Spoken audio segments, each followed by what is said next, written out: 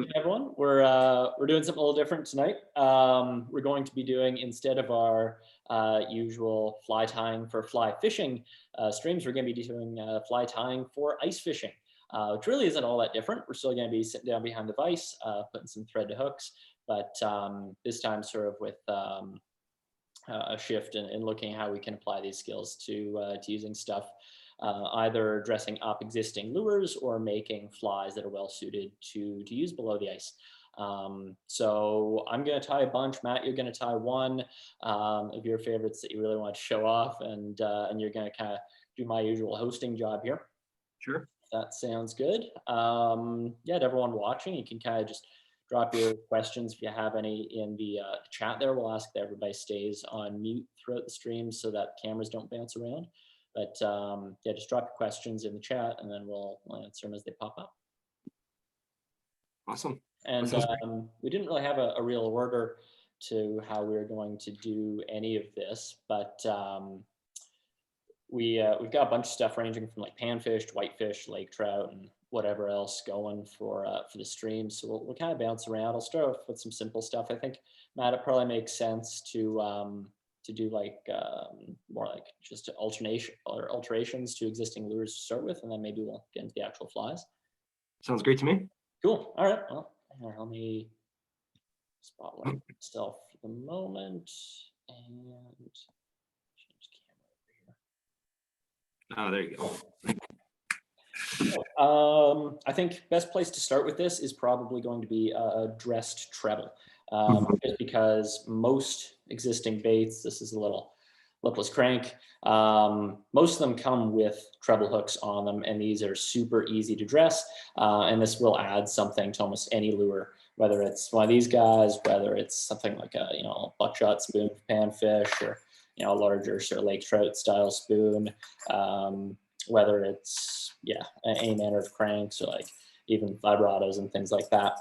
They all have those trebles dangling off the end. So that's a great opportunity to spice things up. And even for folks not ice fishing, obviously a lot of your standard jerk baits and cranks and things have those same trebles. So you can use this through the soft water season too.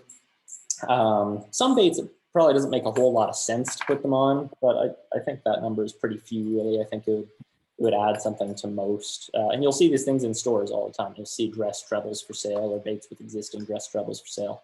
But it's really easy to make your own. Might save you a few bucks. So you can do this one of two ways. You can buy trebles for yourself and dress them up, or you can take them off of your existing baits. If you're going to take them off your existing baits, if people aren't familiar with them, you're going to want to grab a set of these or something with this tool on the front. This is a split ring tool. So you can use your fingernails if you want, but generally it's pretty annoying. Basically all this is for is that little split ring that holds the hooks on to your hooks.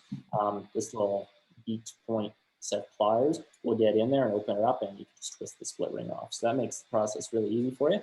Some regular fishing pliers will come with those anyway, so you don't need a special set like this one.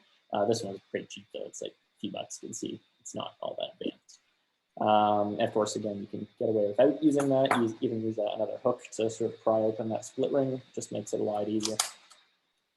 Just for the sake of simplicity, I'm going to start with a new treble here. And of course, this is always a good opportunity to get a better hook as well. So it's a lot of lower quality baits, or even some of the higher quality baits, don't come with amazing hooks on them. So you can upgrade at this point too. It's not a bad excuse to do that.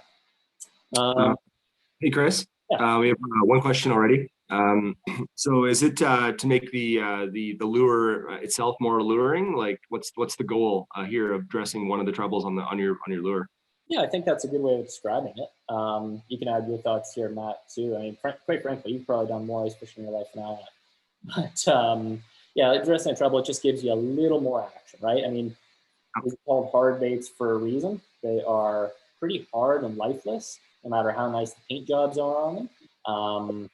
They're just sticks at the end of the day. So having something, that is, nice and soft and airy, and it's going to move around and dance for you. It might look like a fish's tail or something. I don't think that's, or even. Go ahead. Another point to add there, specifically for panfish anglers when you're dressing a treble, it gives them a good target to hit. I find when you're just jigging a bare jigging spoon, even if it's a small buckshot or a small forage minnow or any other small spoon, they might just peck at it randomly, but being that the hook is only at the base, you're not going to get them. So even just, it sounds funny, but even just a few wraps of orange thread or something that would give them a bit of a target seems to make all the difference. Now that might not work quite so well if you have a chartreuse lure with a red hook. Well, maybe I can play it. Yeah, that's a good point. The other thing that it might look like that I think of is fish, if they are injured, could have like a flab of skin or even just flesh hanging off them, could look a little distressed. So having like a chunk of white fluffy stuff hanging off them might look a little distressed and tempting for a fish. Yeah, good point. So really simple here. Trebles aren't hard to tie on, apart from avoiding points. So you might as well use a nice thick thread here. This is a 6/0, just a black. You just want to pop it into your vise and start up by the eye. Try and stay pretty close to the eye. You're not using much of the shank here, and the further back that you get, the harder it's going to be to avoid the points. And lift your thread really easily. You start down there, and you could use a million different things for this. You can use flash, you can use hackle tips, you can use marabou. One other option that I'd like to show would be rabbit as well. It's a really soft material, kind of like marabou. So it breathes really well, even if it's not being moved much. If you look at hackle tips on sales, which we'll do on a bad boy style later, but hackle tips are kind of soft. They're kind of translucent, but if they're held a little more motionless, like camfish, a lot of time you almost dead stick something, like they kind of twitch a little bit, and you're almost taunting those fish and holding them on their nose. Something like rabbit or marabou is going to sort of breathe and undulate almost by itself without you even trying, and so it gives it just a little bit more sense of life, I think. So if you're going to tie with this stuff, you're not looking at using a big strip. You just like quite literally section off a little chunk of hair, and I would just rip it off. Maybe cut it off. So I can't rip things. So you're going to tie this in 3 different stages, like one station at each point here. I just level off the tips. You don't have a lot of room to work with here, so it's good to try and keep things clean, but sort of cut them to length first. Now I'll just lay that down on top, softly tie it in. You'll see I tied it in long. That allows me just to kind of pull that in to length. Get that, and that's it, and tie it. So that's one. I'll just repeat the process a couple times here. Now, of course, this is kind of limiting lengthwise. So if you want like a longer tail, then hackle tips, marabou, they let you do that a little better than the rabbit. This is just another not so often seen option for you. I think you could probably get similar movement out of like Arctic fox or something too. Totally. Yeah, any softer fur, I'm sure. You want it a little bit. Even synthetics like craft fur would work fine.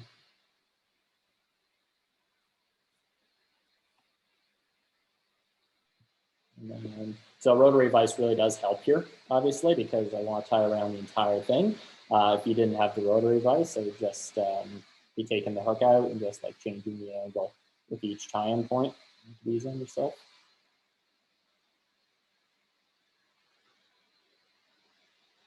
One more.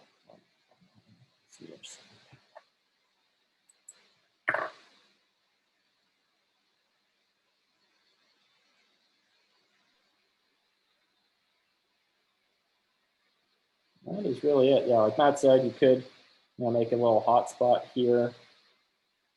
On a nice bright thread or something. Or you can just finish it off as is. I find the nice thing about a dress treble on an active lure like the lipless crank you have there. Yep. A lot of the time, the movement in those larger lures that triggers the strike is the subtle movements, and those lures don't move all that subtly at all. No. So adding something that can just cause that tail flick at the end can be a nice little addition, that might seal the deal on some of those tough days or pressured lakes. Yeah, 100%. I think you're bang on there. So yeah, you can again experiment with different materials there as you like. A million things will work. I wouldn't go too long with it. Again, you kind of want a fish to grab this thing and not a mile behind it. So don't tie hackles that are like way past. Keep them within reason, maybe as far as like a hook shank or a little bit more past the bend. I'd say keep it simple. Like you're just looking for a little movement. It's not. This isn't a full dressed fly. This is just a little accent to a much larger lure here. So yeah, pretty simple. What you can do there. Awesome. I like the technique of tying them in 3 stages. I think that's something that you don't even think about right away. Certainly easier than doing it all at once. Yeah, I would have thought spinning it through, but that makes so much more sense. Nice. So we were talking about Simcoe earlier, and you can't talk about fishing Simcoe without talking about these guys. That's a bit of a famous lure from Simcoe. This one is a Bad Boys, but then there's also the Needs brand, which a lot of people are familiar with. It's basically the same thing as far as I'm concerned. Worked the same way. It's a little bit of backstory. It's kind of funny. For one of my first jobs, I worked at a tackle store in Barrie, who manufactured the Bad Boys. And my job was to paint the eyes on them. So I did that for a couple of years. Well, I've had this one in my collection for a while, so maybe this is one of yours. Could have been, man. We literally used 2 different sizes of nails, a finishing nail and then a roofing nail to get the larger eyes. Yeah, pretty funny. Well, there's another trick for people. If you have jigs that you want eyes on, I've got some jigs we're going to do like a little marabou jig later. I could use some eyes, so get yourself some nails and some paint. Yeah, it worked quite well. It got kind of tedious after a few thousand of them. Okay. So the idea with these guys is you see it has this sort of banana-shaped jig, and you see most of the mass of this jig is actually off the front. And so what that means is that when this thing jigs, it sort of jigs nose down. It's meant to look like a feeding, sort of rummaging little bait fish. So great for gobies, obviously, even a crayfish or something like that. That's what it's meant to look like. Really good on whitefish, but then also definitely get the fair share of labors too.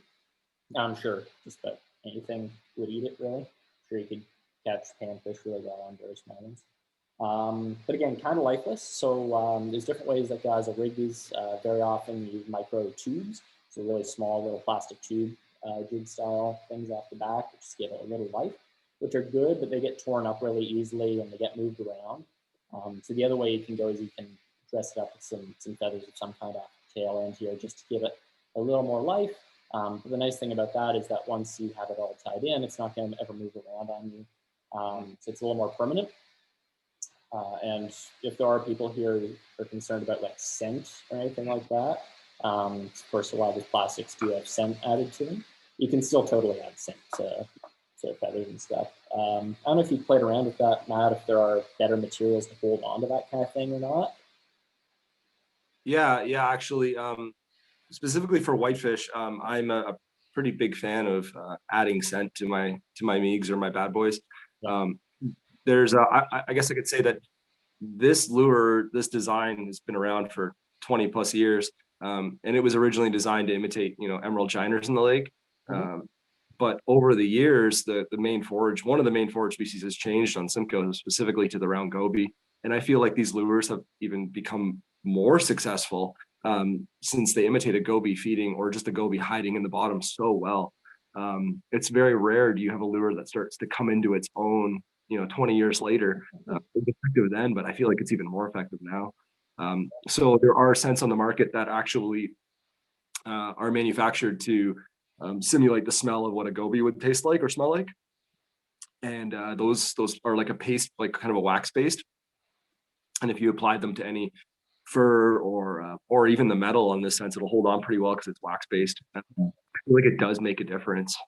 Cool. So yeah, you don't find there's too much difference, but like maybe something a little bit more absorbent, if anything, I guess, to hold it better. I'm going to use tackle tips just for the sake of showing you guys how to tie tackle tips. But yeah, if you're concerned at all about scents, then something like a marabou or a rabbit might hold it a little better if that's what you're going to use. I mean, the great thing is you just pull it up and reapply it every 5 or 10 minutes. It's not like it has to swim down there. Yeah, exactly. These things sink pretty quick too. So even if you're in 50, 60 feet of water. Yeah. This is a light one. This is, I don't know what weight this is off the top of my head, but Yeah, exactly. 60, 70 feet of water, you can stay on And bottom, stay in touch. little insider tip for the whitefish, my most successful size is that medium size, not the largest one. Yeah. I think it's like 1 3/4 inch or 2 inch. It's that's about yeah, what it is. Yeah. it's deadly. A little more And sensitive. Like you'll find that, I would say at least, if you get into like heavier weights of things, the thing that you sacrifice, you get better contact with the jig, but you don't feel like a light take on it quite so much because they've got to pick up and move all this lead, right? yeah, I mean the hits on these are very subtle. And it's so hard with a whitefish to begin with, anyways. Yeah, a lot of the time we catch the fish, even though you're marking them on your sonar, your graph, on that slight lift, like the way I work these is I'll pound them in the bottom. Not by pounding, I'm not lifting them up 6 inches at a time. It's more like 1/2 inch to an inch. Until you mark a fish, and then just kind of hold it still under pressure. So just lift it up so the nose is still in contact, but the back's off the bottom. Yeah. Then that way you can feel the thunk. If you let it sit on a slack line, you're not going to feel anything.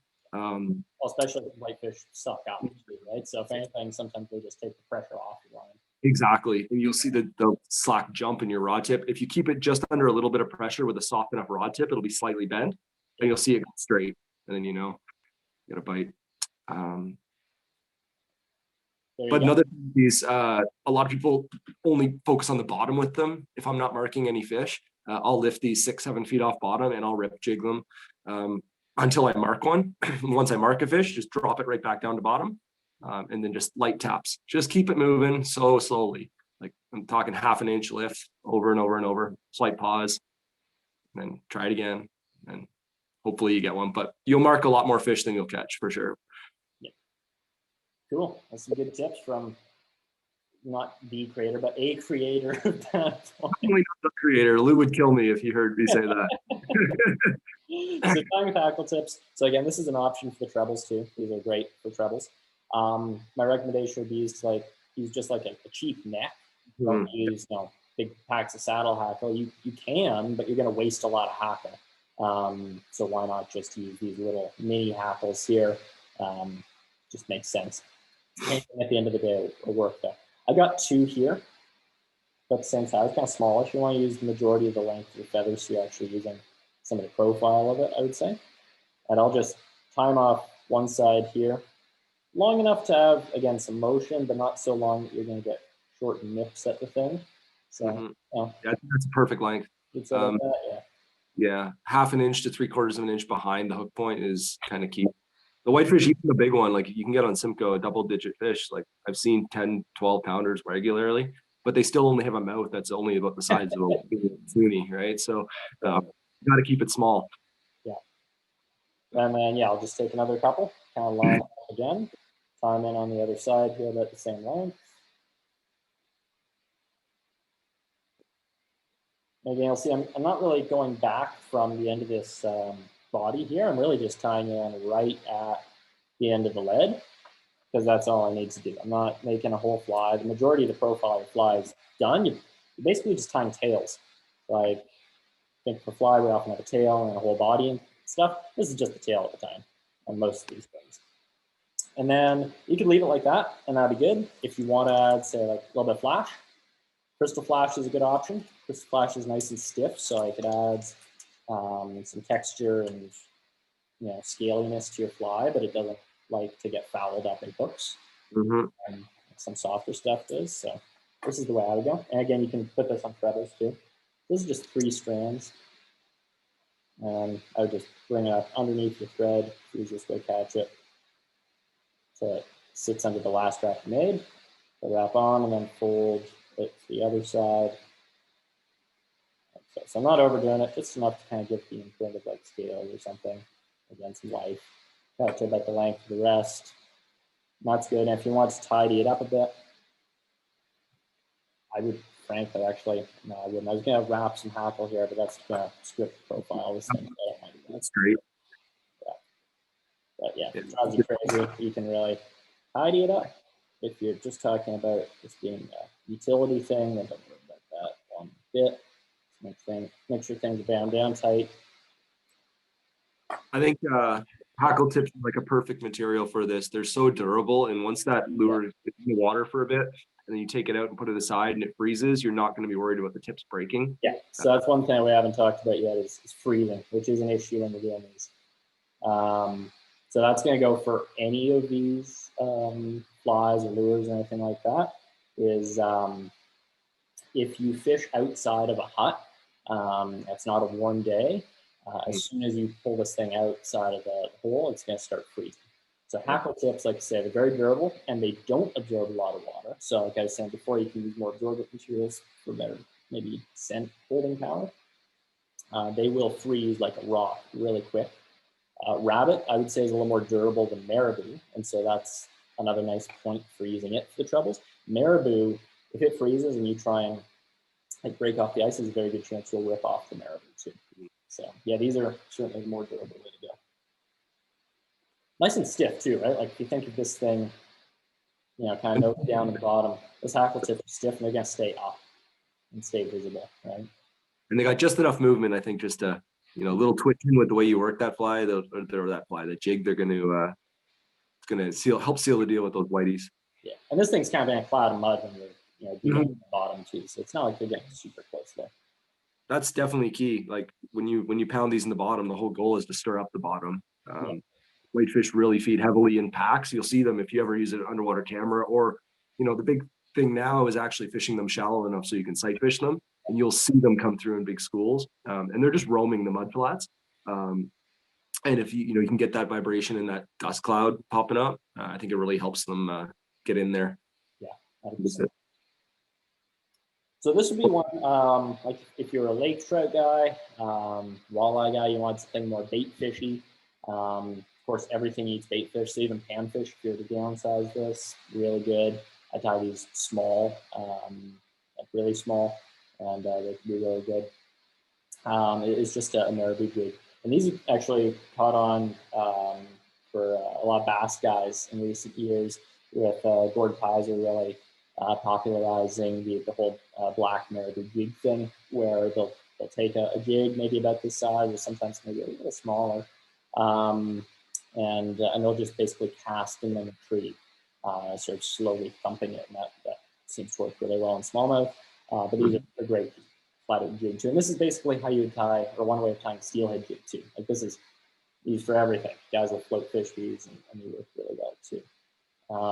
So they're, again, super easy to tie. I've got just a regular old jig head here, nothing really fancy. Now, admittedly, there might be better jig heads to tie with if I didn't have any, but like a darter style head sometimes has maybe a little bit of a narrower neck that would be a lot easier to tie on. At the end of the day, I think just about anything will work for you here. Yeah, I agree. I feel like when you're vertically fishing, I don't know if the darter would make that much of a difference. It's just I would just say whatever's easiest to tie on back here. Like the smaller the diameter surface that you're tying on, I'd say the easier probably. I've tied a lot of jigs in my day, and I usually will just take a pair of side cutters or something and just snip off that back piece. So if you want to see what that looks like, it's gonna be really ugly. It's a little, caveman-esque, but it works really well. As long as you don't cut the hook. I wasn't going to do this, but once you mentioned it and gave me the confidence to do it. Yeah, man, all the time. I've done it enough times myself. It just lets you get that profile slimmer. Yeah. And then once you get them loose, you can usually put the side cutters in the same plane as the hook bend and just snip them off. Yeah. There you go. Perfect. Done it a couple of times, although. Way better. Nice. Yeah, it's really quite ugly, but it does make the time easier. You don't have to do this though. All that flaky paint will get covered up. Yeah. Cool. There we go. So I've got just a regular ball head jig. So again, thick thread.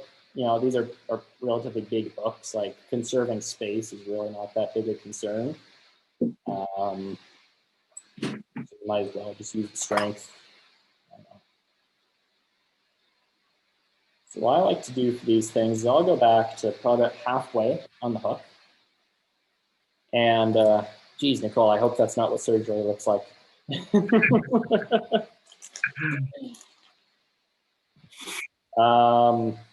And so we're, like I said, we're gonna do a marabou jig here. So you can do this with bucktail too. Like walleye anglers, of course, love their bucktail. And bucktail, again, is a more durable option. So if you want, you can definitely do that. Marabou is a little softer, so it moves, I would say, a little more, just again, held on the paws. But you can totally interchange from here or use craft or whatever you like. I want this to be, this is a pretty big one, and marabou does like to thin out in the water, so I'm gonna use a pretty dense amount here. I'm gonna take 2 marabou queens here, overlay them. I'm gonna tie them in on one side. I'm gonna go fairly long in the tail here. Maybe a little longer even than that one that I had. So maybe a shank and a half. If you worry about short hits, you could go short, I guess.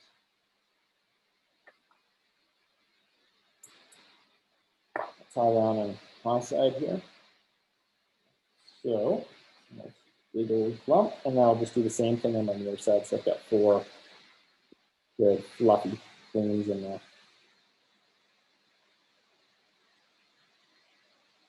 Depending on how you're fishing this, like I'm sort of thinking of fishing as, you know, for lake trout, where I might be working a little faster, you know, really kind of yo-yoing it and reeling with it. And so I want some profile. But if you were to be fishing this, I suppose, like a little slower, like just kind of teasing fish, whatever, you could go a lot slower. Especially if the bait was like a thin profile bait, like a shiner or something, right? So basically something like that. Just a nice big fishy tail. And then just to fill up the front space here, you can do a bunch of things. The reason I don't like always tying it right at the front, you can, but I think it's a little more prone to fouling around the hook. So I tie it about midway back. And then what I usually do just to fill it up is I'll use a soft hackle. So this is just a big hen hackle. So I'll do, this is the whiting cocktail hen saddle that we have at the shop. It's curious as well. This is really nice stuff for game changers too. So I'll take just 2 big feathers. You could use schlapping, you could use a polar chenille, you could use craft for a loop, you could do all sorts of things, or you could just have another doing it front as well. But I'm going to take 2 feathers, overlay them on each other, so match them up, and tie them in just by the tips here, maybe slightly forward about marabou.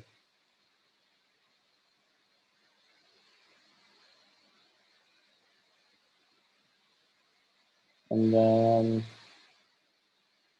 just kind of sweep those fibers back as you wrap. Up. I've left a little space for myself here in bedrock. Might be one here to focus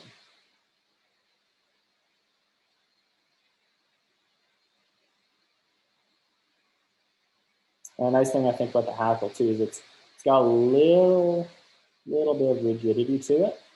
So if you're worried again about that marabou like fouling around the hook, it should hold it back a little more. I'm just having it waving off the front end. This might be fine actually. Not worried about getting some of that fluff in there as well. I think it really helps blend into that marabou as well. Yeah, it gives it a nice kind of taper, right? Yeah. This is on the very big side of what I do for marabou jig. They can be much smaller too. And if I was tying like a little panfish one, I might not bother with the hackle, or I'd just do a couple wraps over the collar maybe, and probably doing the whole body. But it's basically just a woolly bugger, like without the chenille, right? It's just a super densely hackled woolly bugger at the end of the day.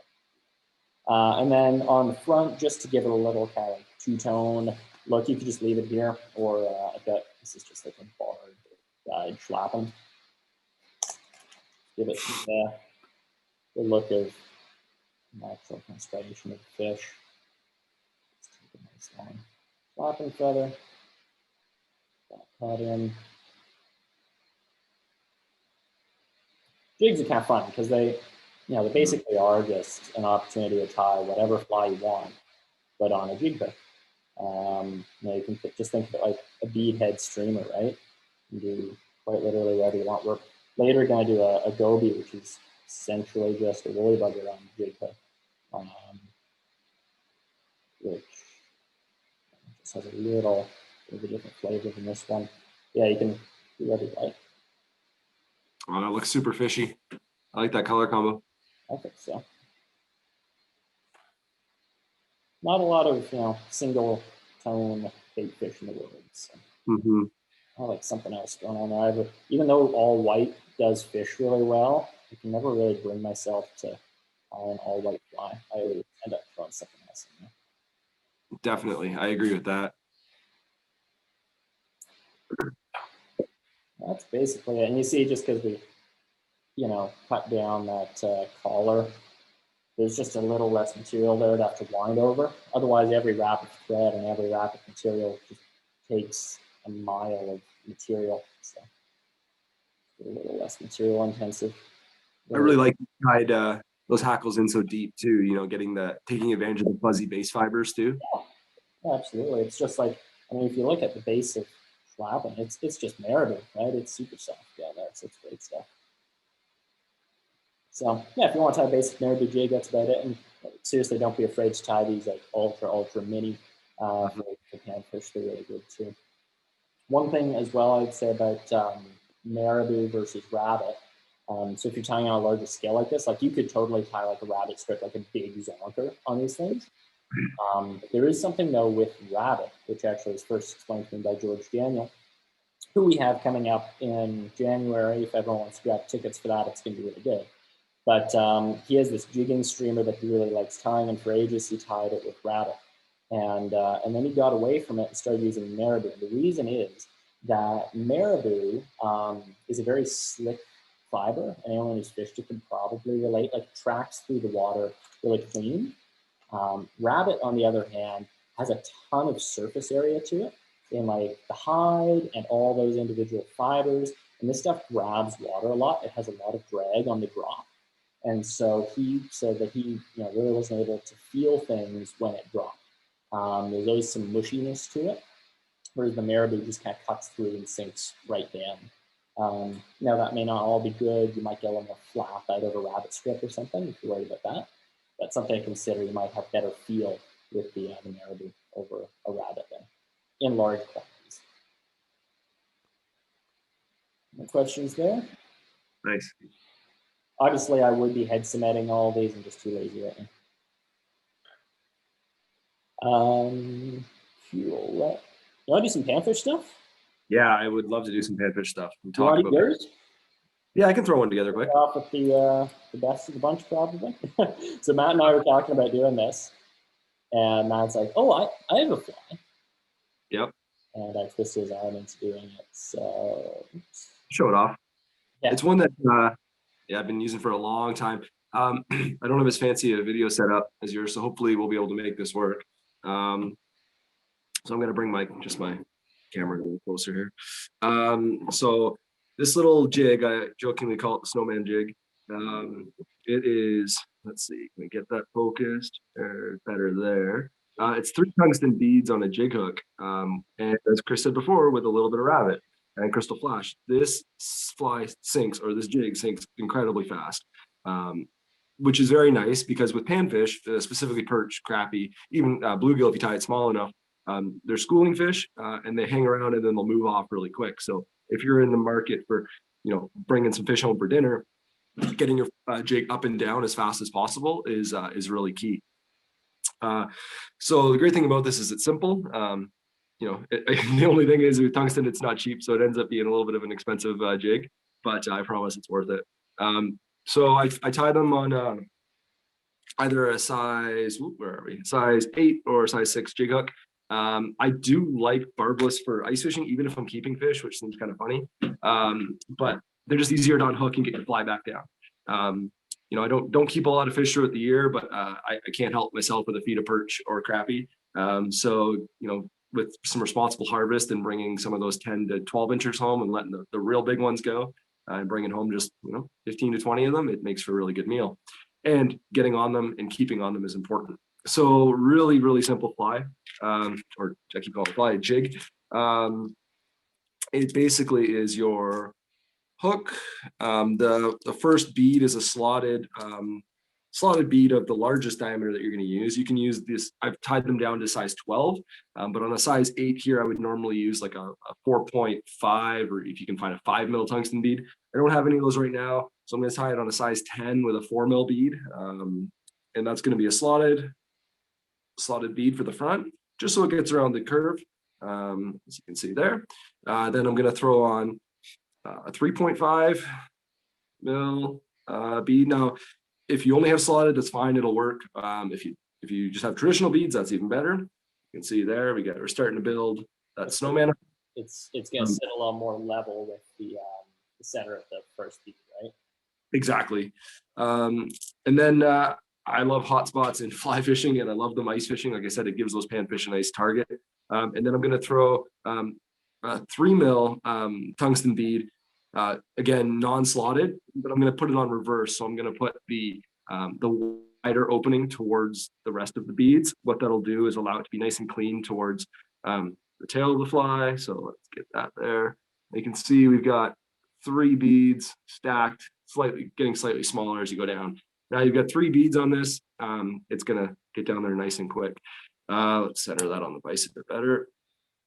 All right, so let's see if I can get this somewhat focused for you guys. I don't know why it's. If you're able, I think it wants to focus on the center of the screen usually. Okay. Normally with the green shirt or white shirt, it makes a big difference, but maybe. Let's. Everything's reversed, obviously. Once you get your hands in there, I'll probably start to focus on it too. Yeah, we'll just get going. It's pretty straightforward. Yeah, everyone gets the idea. I got to rig myself up with a better camera for these more if I do them more often. So like Chris said before, you don't need to go skimpy on thread. These are pretty big. So this is, again, I use an 8/0 Beavis, but you can use a 6/0, no problem. The key here is, like, as Chris was saying, it's kind of like less is more. You don't want to cram a bunch of materials onto this. Just the same thing as you don't want to cram a whole bunch of thread wraps. I'm going to go down the base of the hook quite a bit, even though we're not going to tie it that deep. It just gives it, it stops you're trying to really jam these beads on there and stop them from sliding backwards. So if you only tie it just the base, there's nothing on there to keep the thread from working its way down the hook. After all, you've got 3 tungsten beads jamming up against the back of the hook. So I really want to push those forward and jam that on there, create a nice taper. Then as Chris was using before, rabbit is always a good option. Durable, lots of movement, and won't break when you freeze it. So same idea, take a small pinch of it. Doesn't need to be a lot. And just, no, it seems to be tough. I'm just going to cut this one because it's pretty stiff. There we go. And then I'm actually going to make this even smaller by just taking the little guard hairs out of it, or most of the guard hairs out of it, just to keep that profile really small. I want this, if you're fishing, some of these smaller fish, they got pretty small mouths, so you want to make sure easy for them to inhale. And I'm going to tie it pretty short, so I'm going to line it up, and then I'm going to trim as much material as I can, so it's a little cleaner at the end. Put it on the shank of the hook and do a loose wrap of thread. Check the length. I kind of like that. It's not too far behind the bend of the hook. Do another loose wrap. And I'm just going to pull it slowly. And then just massage those fibers around. Again, it's not doing anything too crazy with these. I like my thread matching my last bead color. So orange bead, orange thread. I think it just continues that hot spot. And then really quick too is just a little bit of crystal flash. Just going to take one strand of it. Doesn't need to be a lot. Tying it in on the far side by looping it underneath. And I'll tie it in long and I'll trim it to length after. Just one wrap, and then around the other side, another couple of wraps. Clean it up. I like to do these pretty quick because they are pretty durable, but all it takes is one little aggressive pike to end the life of this. So don't have to spend a lot of time making it super clean. Trim thread, head cement, and trim that just slightly longer. The crystal flash slightly longer. I think it adds a little bit extra movement. But that little jig there It gets down really fast, and it is balanced underwater for the most part. And it's something that they don't usually get to see. I'll back it up now so I can see me a little bit here, so I can be talking hands. My favorite way to fish for panfish is to sight fish for them. And if you can get yourself a pop-up shelter, it's super effective. You can get to a spot, and panfish are notorious for swimming around all over the basin. But generally speaking, crappies, they hang out in the deepest basin in the available area in the winter. So you can kind of narrow it down to a rough area where they're going to be. And keeping yourself mobile is key. But once you get on a school of them, it's pretty amazing, even with perch, is to drill your hole that you're fishing out of, which is going to be between 2 to 4 feet away from you, depending on how long your rod is. And then I also drill a hole between my legs when I'm sitting on my chair. And because of the way you're looking down that hole, you can actually see your lure without having to lean over your hole and all awkwardly jig. You can just sit comfortably and look through your legs. And the great thing about that is you can just, especially if you're trying to keep a few for dinner, you can pull it away from all the small ones. You got one coming in that's little and just looking at it, rip it out of his way real quick. You can almost feed it to the larger fish. So it's a lot of fun to do it that way. And a jig like this is great because you don't have to add any bait. If you get a little one that pecks at it, it doesn't destroy the action of it.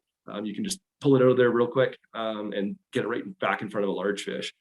So this little tungsten jigs tied from, I've used them as small as 12, like I was saying, but usually 10 to 8 is my most popular size. And then it doesn't hurt if you got a really picky fish, throw in some bait on there too. It's something we haven't really talked about, but tossing a minnow head, if you're allowed to use bait, or wax worms, or even just regular old maggots you can buy at the tackle shop, can really help seal that deal with them as well. But yeah, that sight fishing for them is amazing. Chris, if you don't mind, I wanted to talk about one other rig real quick, if that's okay. Yeah, absolutely. Cool. So something that a lot of people have fished, I'm sure plenty of people here have fished perch on Lake Simcoe, and they go out to those massive little villages out there with all the huts, and they're so used to seeing the standard jigging a minnow, or dropper rigs with minnows, or small jigging spoons, and by I'd say mid-season, a lot of those big fish are becoming quite wary. Also, the forage often changes, and if you've ever caught a perch in over 30 feet of water, you've noticed that they're usually, their air bladder comes up through their mouth, and you have to dispatch and keep the fish. But you'll also notice how many scuds that they end up vomiting. So scuds are a huge forage fish, or forage food on Lake Simcoe in the winter. And probably why maggots and waxworms work so well, to be honest. They look almost identical. But one of my favorite flies to fish, or for them, is a little tiny, size 10, size 12 hare's ear, very simple hare's ear. Nothing going crazy on it, but we all know that's not going to sink. And sure, you could add a bead to it, you could add split shot, all that, but when you're sight fishing for them, it's really hard to see this. Also, if you have your graph and you're not sight fishing for them, it's hard to pick that up. Like your unit, no matter how sensitive it is, there's nothing on there to pick it up. There's no no bead, there's no jig head. It's all soft material, so you might get a very faint line, but by the time you crank your sensitivity all that way up, you're probably picking up interference from other people's units, and you're not going to be able to read the bottom clearly. So what I like to do is this kind of a dropper rig, like I would for trout fishing. So it's tied, you can see it there, we go, tied on a dropper, but instead of tying on the lower piece of monofilament from a blood knot or a uni to uni, I tied on the upper. This is specifically a uni to uni knot, which allows it to kind of kick off on an upward angle, which gives it a little bit more, keeps it away from your main line a bit more. Off the bottom of that, I use a relatively large like jigging spoon for perch. Like this is a small Williams wobbler, but it's almost 1.5 inches long, which is pretty big for panfish. It'd be more of like a walleye, maybe whitefish size. But what I like to do with this is it's there more as an attractor, not to really catch the fish. I'll rip jig this whole rig. And I'm usually targeting fish in 15 to 25 feet of water, and this will call them in.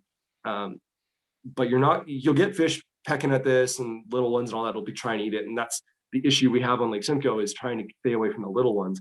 So rip jigging this will call in all sorts of fish. And when you finally see one that you like the size is right, something you could take home, you're going to open your bail or drop your rod tip and let that little hare's ear drop down right into right into the dinner plate. And then that'll hit them right there. It's tied about 4 feet away from it. So it's out of the strike zone of the flashy spoon. So, you might get the odd fish that comes up to this on its own, but most of the time they don't see this because it's so far away from the other lure. And the lure will likely hit the bottom. And then all of a sudden, all you got is this little hare's ear right in their face. You likely won't be able to see it, but you will feel it, or you'll see them open their mouth at something. And when you see them do that, you just hit them. And you kind of have a good idea of where it is roughly by, you have it 2 to 4 feet away from your lure, so you have an idea. And it is super deadly. It's really hard to imitate scuds with like a big jig head or a tungsten jig head. So getting something that's weightless down there, I think it moves more naturally. And yeah, it's my favorite way to catch big perch on Simcoe. So I think, are you set up to tie that or no? No, I'm not, but it's just a normal hare's ear. I think that might be one of the patterns you might be doing. Well, I was actually gonna tie a bead head hare's ear, which I fish pretty often. And kind of reason I've done that drop and it does work well, so it's worth, I think, showing. Let me scrounge together something here. It'll work. I think any small nymph would likely work equally well. But yeah, I like it being weightless. It stands out from the line really well. Yep. And they seem to love it. And again, I fish it barb to barbless, but I like barbless again because even though I'm keeping fish, it's easy to unhook them instead of spending time getting forceps out because they're going to inhale it. A lot of the perch just open their mouth and suck it in, and it's down their throat. So make it easy. So here, let's do one quickly. Nice. I'll do like a dead simple one. Not that I get to do it often either, but I feel like this exact rig would work extremely well on stocked trout lakes. Oh yeah, absolutely. Sure. So yeah, something like that. Yep. 30, size 10, standard one foot. Probably 8, 10, 12, that kind of thing. And then I'll do one even simpler than you. So I'm guessing that we're going to get a lot of folks watching us who have never tied a fly before. They're just ice anglers and they want to try it out. So here's a stupid simple one. So I've just got sand black thread on there. Here's your plus dubbing, which is hare's dubbing mixed with a little bit of antron. You could use just regular hare's here too. It's going to be the dumbest fly ever. I'm going to dub on a bunch of dubbing. You know where I'm going with this, man. And I 1000% guarantee this is going to work. Oh yeah, no doubt. Because it works on trout, and if trout will eat it, perch will eat it. Yeah. It's amazing how some of those bigger fish, those through the ice, those bigger perch will be picky. Yeah. You'll watch them come in, look at a live minnow, and just turn away. So do that, and then if you want, you can pick it out a bit. Perfect. And they're just good. Just buggy, shrimpy. Yep. Yeah. That'd be a good one. It's a storage base in all of our lakes through the winter. It is. Those... Anything that's basically, right? Very cool. Yeah. Cool. Good call mentioning that one. Almost glossed over. All right. Nice and easy. What's that? Very fast tie. Very fast tie. You can crank out a few of those, I bet you. Yeah. Yeah. And for trout anglers out there, I would throw a couple of those in your box, maybe a little smaller than 10, maybe some 14, 16, 18, but really good fly. Really good fly. Yeah. Catching the perch on Simcoe in like 25 to 30 feet. It's funny to watch because they'll often throw up or puke up the scuds that they've been feeding on under the water, and you should see the feeding frenzy that kind of ensues. So you're gonna say you see them swim away. Oh, it's pretty wild. You watch all the other perch just come in and just like, you're like, oh, here they are. No problem. I don't know. All right. So again, wouldn't be a nice fishing stream without this or something like it, which is like the ugliest, silliest fly ever. Kind of gets at what Matt was talking about there too. Oh, hang on, I'll Oh, spot. that was the other one I had in my box, almost identical. Hang on, let's see. Oh yeah, there it is. Right, like Not too far. So that is combo, Chris. I like. a Simcoe bug. Yeah. So this fly's been around for ages. Usually it's tied weightless. As I've seen it, I think more and more folks are starting to tie it weighted. But historically, usually weightless and usually fished. I always fished in like a dropper rig, like you had set up there, but maybe folks at everyone's fishing too. Definitely. So you can use different bead colors and stuff. But again, I'd go on the heavier side personally, just so you can feel the thing. 4 mil bead, is a nice size. And you can tie these different ways. The original was just, if I use it. This was originally, I think, just lead underbody and thread body. Yep, it's thread or like more like an embroidery floss. Yeah, something a little more translucent. Yeah, and it had like it was gray and it had a red rib, and that was it. People used to use it for the lake herring here like crazy and perch, and then slowly it's transitioned into More these Simcoe bugs. But yeah, I've seen different versions of it more recently. It works well. It's just sort of like a grub thing. It's like a maggot or waxworm or potentially a scud or something. It's just buggy, grubby thing. So one thing I like to use is rubber legs.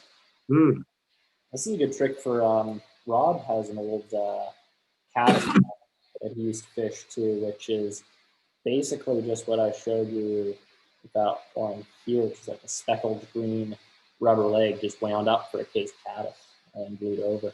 But yeah, another way you can do it, if you want something a little more translucent for your leg, and you see I've got these fire tips on here, so you use saltwater stuff very often. Take 2 legs, trim them down so you just have a tiny bit of exposed stuff here. And if you want to add a little action to a fly that otherwise doesn't have much, you could tie a little fork tail off the back here. I've got like a little double hot spot. I've never even. That's a good idea. Yeah. Add something to a pretty drab fly. Yeah. Right? So, well, when you start twitching it in their face, those legs will move like crazy. Exactly. So, just another idea.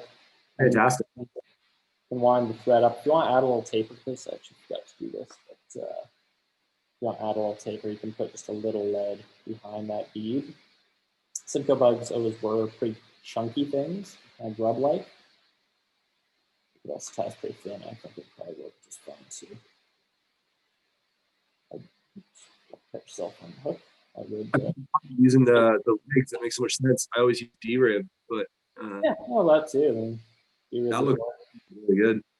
Yeah, I'll just cover that up so it doesn't show through the legs too much. Yeah, I got this idea from that fly, Rob. I think it was one of the first times I ever met Rob, actually. I remember seeing him tie this caddis idea that he had. I don't know if the fly ever worked out to be everything that he had hoped it to be, but I thought it was just cool enough to adapt for some other stuff too. Yeah. Oh, we all have flies like that in the box. Can't remember if I've ever caught anything on them. Yeah, exactly. So it gives you kind of a segmentation, maggoty kind of look. Wrap it up, trim it. What size bead? Oh yeah, this was a 4 mil. 4 mil. But again, you could go bigger, smaller, whatever. Bigger if you fish it by itself, maybe, or smaller, use it as a dropper. That really looks amazing. I love that faded orange up into the tail and then orange on the head. I don't know. Doesn't look like anything you'd ever see in the wild, but nothing at all.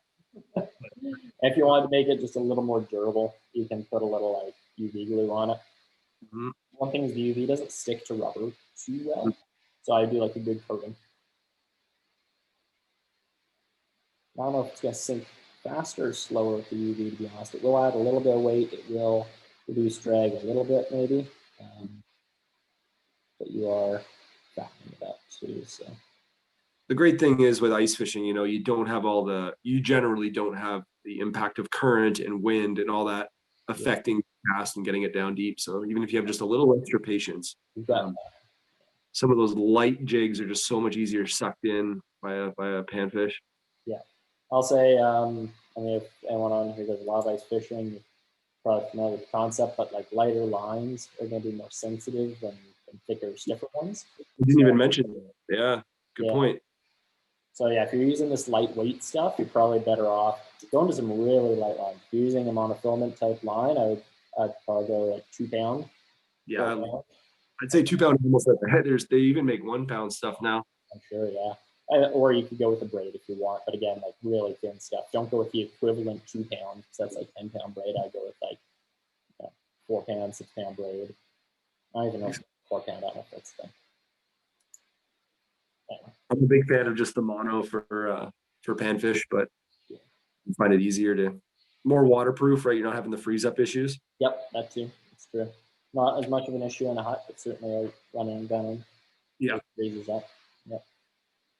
So yeah, well, modified Simcoe bug. And again, you can omit the tail if you want like a faster sinking thing. But you can see it's like bang on rub. Right? I feel like that has some stalker brown trout written all over it too. I bet you it has steelhead written all over it. Like I've maggot patterns in the fall, and salmon are rotting on the banks. Yeah, think about it, they can work really well.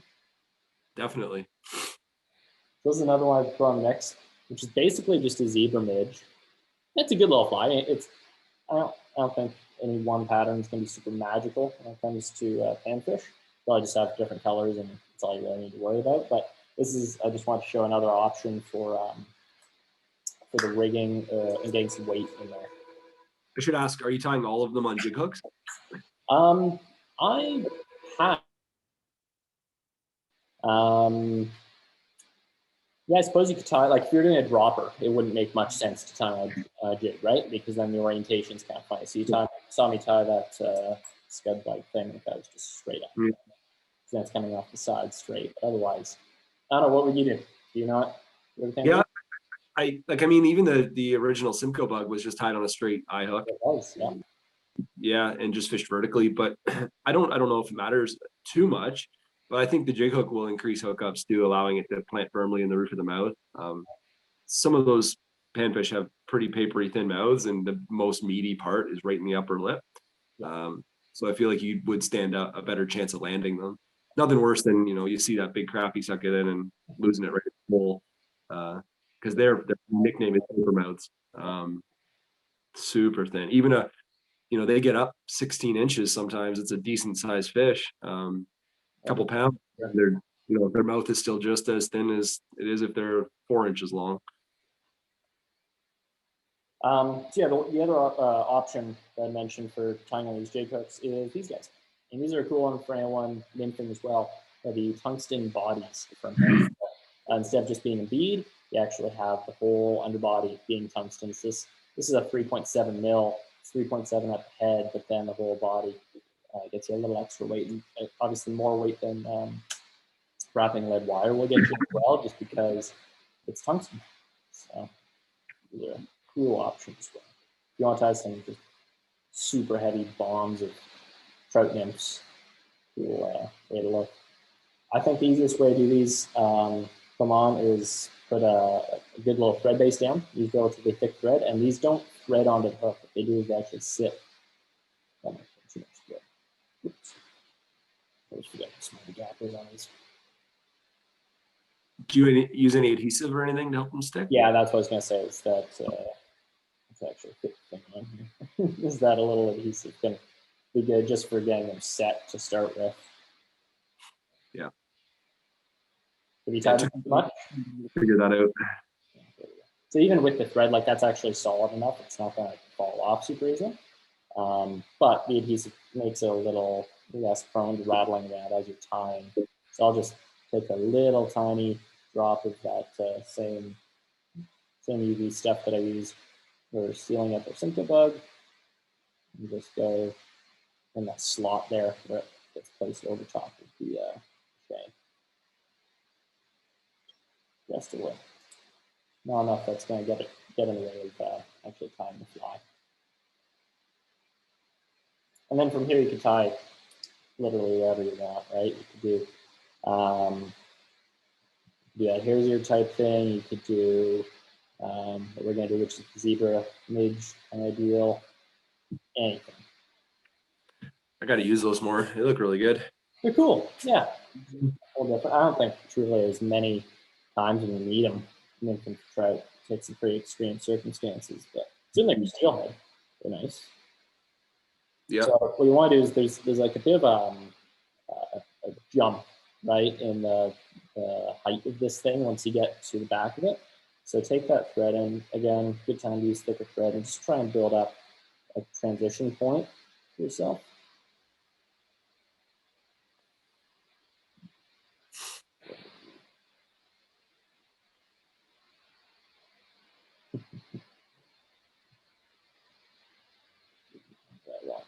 They are a little finicky, admittedly, to tie with. So if you want a simpler option, a bead is quicker. I've had the exact same problem with these. Yeah. They're pretty good, but not without their flaws. Mm-hmm. Yeah, if you get the thread up onto this like ridged part up at the neck area, it'll be easier to get a bit of grip on the thing. Loose reps. That's fine. We'll just bulk things up pretty well.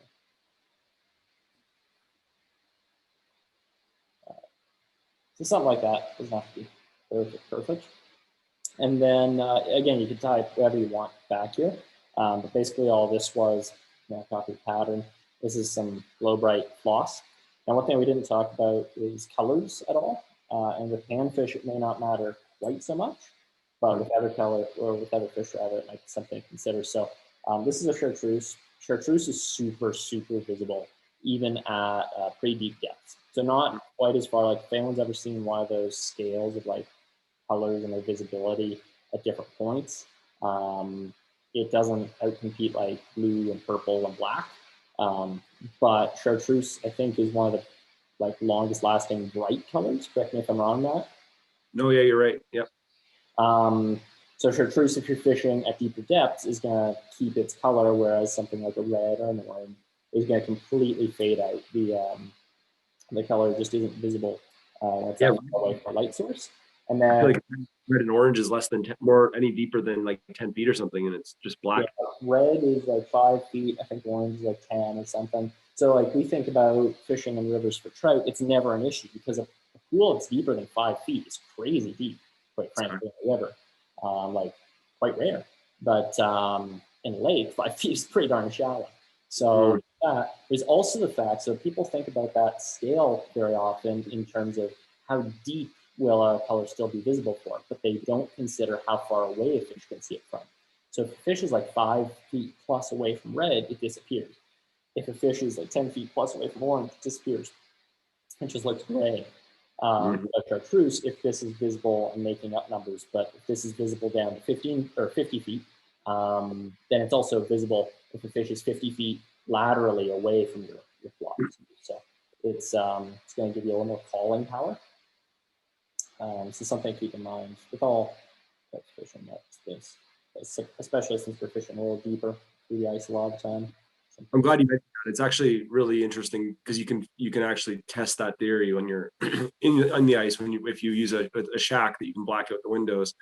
You can watch like sections of Lake Simcoe where lake trout fishing, and you can see down 60, 70 feet of water in a blacked out window. Yeah, blacked out hut, but you can watch your lure to color just all turn to the same color after 20 feet. It's pretty wild to watch. It's cool. Yeah, it's really cool. Sorry, I realized I didn't really explain what I did there. I just took a strand of floss, doubled it up a few times to make it a little thicker and bolder, and then just tied off the back and kept short. This is just a little silver wire. This is a small silver wire. And so just like I would tie a zebra midge, I'll just tie that in on the side here. And then my thread is also going to be the body on this fly, so I'm just trying to kind of, good tip, trying to cover up this body, because again, your thread wants to slide back on you, is to hold the wire up at an angle and then wind along the thread, letting those thread wraps kind of slide down to the base of it, and then that wire won't let them slide down. Once this is all positioned, then we're home free because we're going to glue over it all, so we don't have to worry about finickiness anymore. Until then, though, just want to make sure everything stays put. So just covering up the body like that. And then we'll just rib it, just for a little like, kind of segmentation, something mix it up. I don't know how many midges perch see at 30 feet, so it may not be that representational of anything, but it works. I just gotta step away for a second, Chris. I'll be right back. Absolutely. So we could end it there. What I like is just a little more life in the fly again, if I can manage it. I don't like super stiff, rigid flies because I think that little bit of movement on the paws can be a real trigger point for fish. So what I'm going to do is I'm going to add a little dubbing to this, but before that I do that, I just want to seal up the body. So again, I have just a little bit of thin UV resin. You could use a head cement or whatever for this. But I'm just going to put on just enough to just kind of coat everything.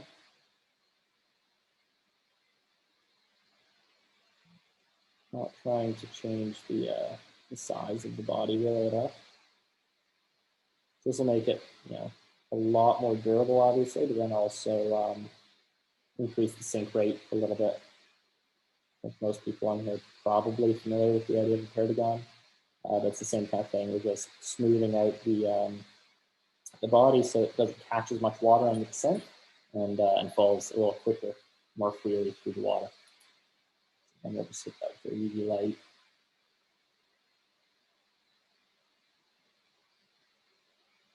Again, if you guys have questions, fishing, tying, or otherwise, feel free to drop them in the chat there. Except for when the ice is coming, because I've made it hopefully soon. I think we're going to get some cool weather next week, so see what that brings.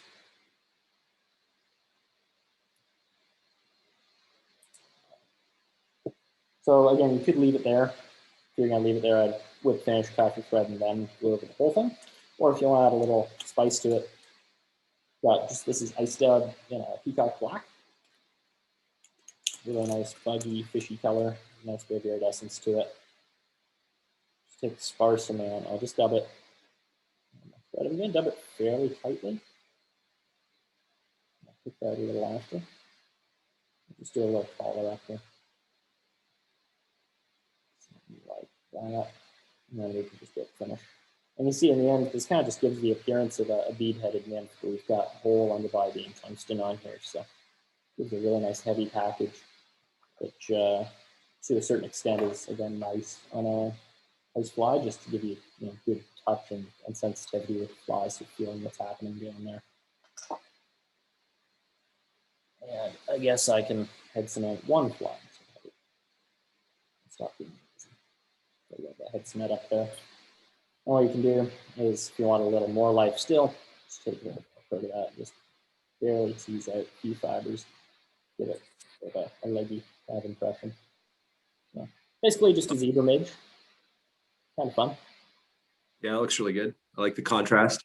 Black and chartreuse, can't miss with that, right? Definitely not. Cool. Cool. I think I only had one more fly planned today, which is kind of a rehash, but just something a little different. It's kind of a rehash times two. So it's like a bogey type pattern, but also just a marabou jig again, just a little different. So this is a bit of a smaller jig head. Obviously, again, you could use whatever jig head you want. This is, again, just because I had it lying around, I think it'll work well. This is a Lindy live bait jig, and an 1/8 of an ounce. Could go a little heavier if you're going to fish deep water and like really work this fly. This would be a good one to just kind of have popping on bottom or shallower water. This, quite frankly, from what I can see, is not a very good hook. So I'm not necessarily endorsing this hook. What I had lying around and looked good on this fly. There are a lot of good jig brands out there if people want to get stuck up. Actually, Matt, do you have any favorite kind of jigs just in general? People are looking for stuff.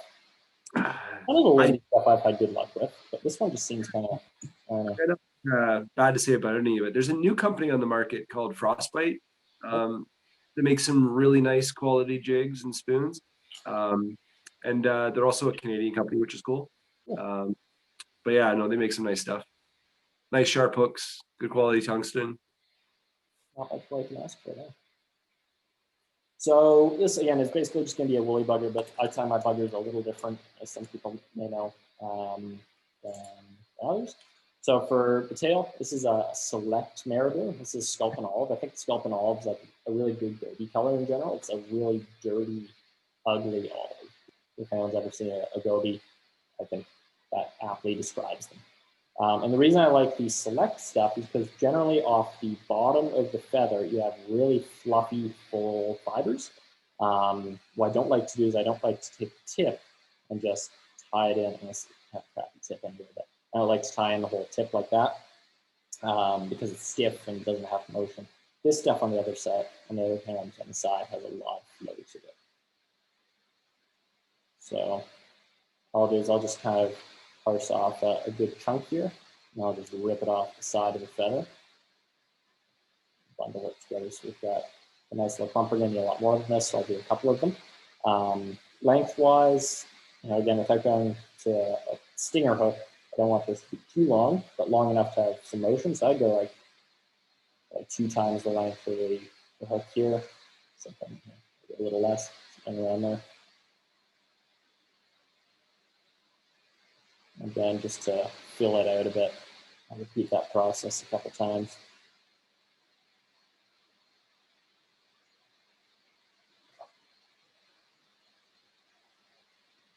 Be a really good one for bass too.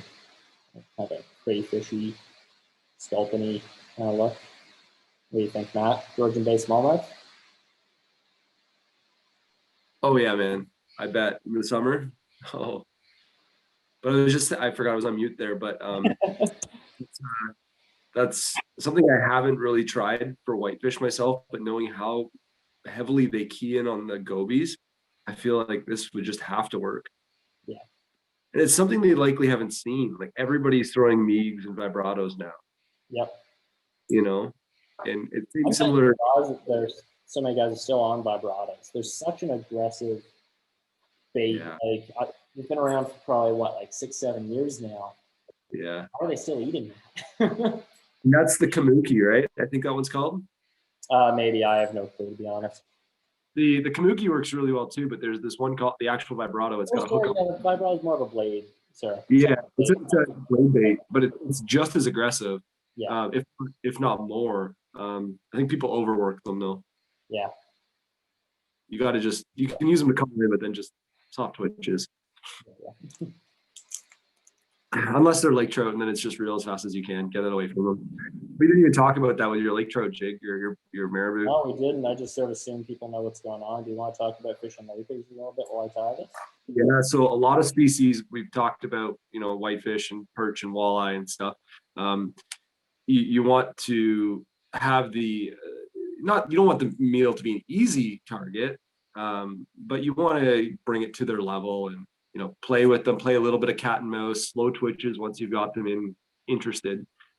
One fish though, like lake trout, once you mark one on your screen, it's almost like try your hardest to not let the fish eat it. It sounds funny, but that's what they like. They like chasing. When I'm jigging a big bucktail or a marabou jig like Chris tied, if I'm in 100 feet of water, which I don't even fish that deep anymore too often for lake trout, even though it is effective, I feel like I've had more success in the last few years in that 40-foot range. Because keep in mind, once the lake freezes, the water temperature is uniform, top to bottom, so the lake trout can move right up into 5 feet if they want to. But generally speaking, they're going to go where the food is. But however, no matter what depth I'm fishing, I'm very rarely fishing right on the bottom for lake trout. Unlike a lot of other species, I usually go to the bottom right away. Lake trout, I want to fish mid-water column, and you want to move your bait quite aggressively with small movements in between. But if you use a flasher or a graph of any sort, once you mark one, it's a matter of getting their attention and kind of watching how they react. And if they show an aggressive interest, you'll see a direct line that's just shooting straight up at your jig, and you need to move it quick. In fact, like you're reeling almost as fast as you can, and it'll usually get a strike. But you kind of have to watch them. Just keep playing cat and mouse. Just to go back to this for a quick sec. So I tied a little bit of flash there, and then I just got a little neck hackle here. So just a little hard olive, straight olive, whatever. I'm just gonna pull the fibers back from the tip a little here, tie the end of the tip. Mm-hmm. And there is a question there, Matt, on frostbite lures. So sizes or colors you'd recommend. I guess if that's related to jigs, it's gonna be kind of dependent on what you're using them for. Like that's big time, what species and how you're fishing it, what depth.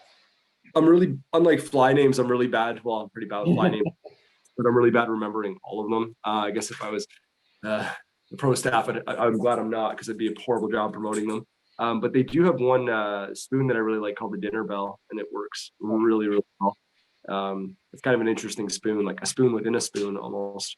But they're little tungsten jigs. They have some great soft plastics too. And it's kind of cool. I think some of the founders of the companies are actually fly anglers too, so they've even like made actual, maybe not full, like not 100% fly anglers, but even some of their soft plastics are modeled after dragonfly larvae and damsel larvae. It looks really cool. Cool. Yeah. For the body, going back to that marabou. So this is a really cool technique, I think. Just gonna strip off another clump. I'm just gonna cut off the butt ends here. I'm gonna use this marabou as dubbing. This is a technique I kind of stole from Dave Downey. He's a terrific stillwater tire angler in the UK, Scottish guy. And he has a very famous fly. His game is a fly that he ties this way. But I really got this for a lot of different flies. You just kind of roll that dubbing onto your thread, and it becomes super buggy, like way buggier than a chenille. And it has the added benefit of always matching your tail perfectly. So I've just kind of loosely dubbed that up the body to the front, and actually go even a little heavier. Really go wild and buggy with it. Like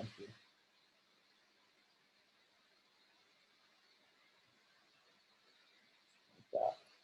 And then you can actually even just brush that out of your hackle. But if you want the hackle might add just a little more vibration or a little more body at the very least. Just kind of palmer that up through the body. You can do this fancier, counter rib it, whatever. Tie it in by the base, wind it back. But I think this is all you need for, again, what is a very ugly bait fish in the derby. So I'll get a little bit of fluff in there. Mm-hmm. So much movement.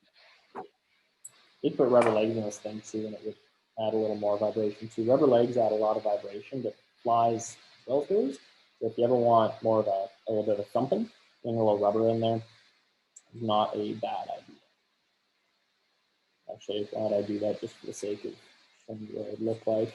These different colored legs, those will look really weird there.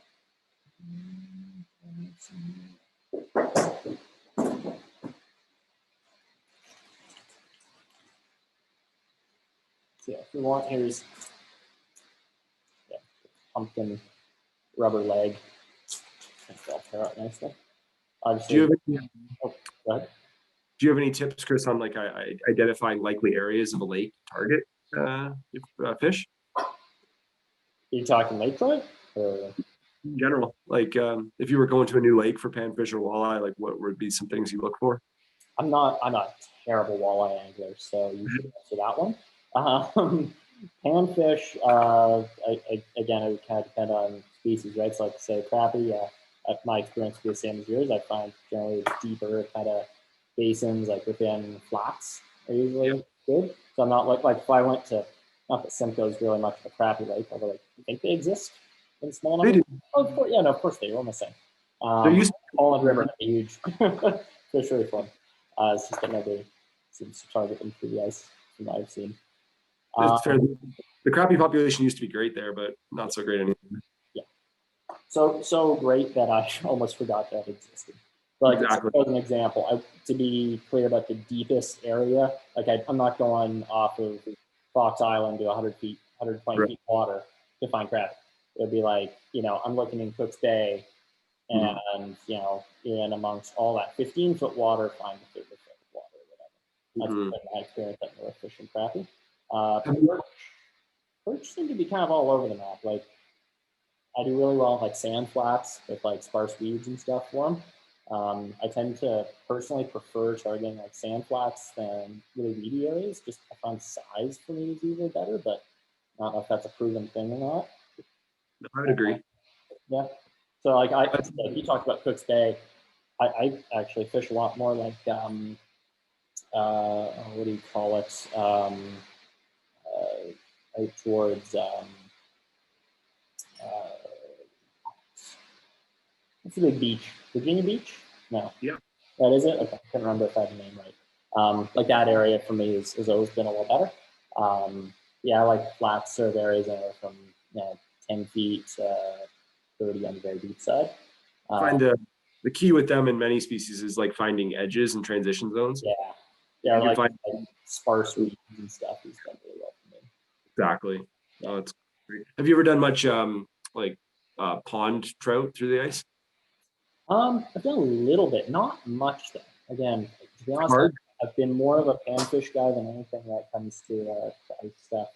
So you're probably a better resource there. But like trout, cold water species, they're going to go where the food is. I'd be looking generally pretty shallow. I've done more brook trout fishing than rainbows or anything. But yeah, I wouldn't be looking for like deep water like we do in the summer. I'd be looking very shallow weeds and stuff, like anywhere from as shallow as you can without it being frozen top to bottom, up to like 10 feet usually. Again, kind of weedy areas where food's going to be. I'd agree with that. Like we don't have a ton of with inland trout season being closed for most of the time down here in the winter. It's hard to find lakes that you can do it on. Especially for Yeah, like there's a lot of like stock brook right opportunities. exactly. Once you get up to like Muskoka region and stuff like that, they're around. Um, some of my best experiences with those is similar to what I would do in the summer is look at the shorelines and identify, what kind of area, what kind of fish you're targeting. So with Lakers, obviously like deeper water. So finding those cliffs and hanging out near them, that helps you identify them. But for stock trout or even natural, brook trout in a lake, I love finding fallen timber in a lake and fishing just off the end of it. So you can find a tree if the snow load's not too much that's fallen into the lake. It provides such good structure. Just the only word of caution is, if it's a sunny day, the ice around the tree can kind of become quite thin. Yeah. I've fallen through a couple times in the ice and 3 times now, and twice has been right off the end of a tree fishing for trout. But the big thing I find with trout is just like in the summer, be cautious of your noise and silence is key. So I like to drill all my holes in advance. And then, instead of having to drill a hole every time you want to try a new area, go drill 20 holes and then hop between them instead of keep drilling. It's a little different with panfish. I don't think they're as spooky. Also in deeper waters, it's not a big deal. But yeah, so like you were saying, some of the brook trout I fished for, sight fished for them in 2 feet of water underneath the ice. It's wild. Yeah. Have you ever done much steelheading through the ice? I've only ever done it once. And I would like to do it more, but the river that I like to do it on is like the mouth of the Big Head in Meaford. You don't always get good ice. So we've had some really good years though doing that. It's pretty fun. It's quite interesting hooking a big angry steelhead on a 2-foot rod and a small little 1,000 size reel. Yeah, it's pretty fun. It's good times. Should say use a lot of caution or just flat out don't do it. If people are thinking walking on ice on rivers, be super careful because you just don't know what's standing a long time. Yeah. But it's cool. It's like sitting in a shack and watching steelhead swim between your legs. Mm-hmm. Definitely. Wicked. Do you have one passing walleye tip then? One passing walleye tip, eh? Yeah.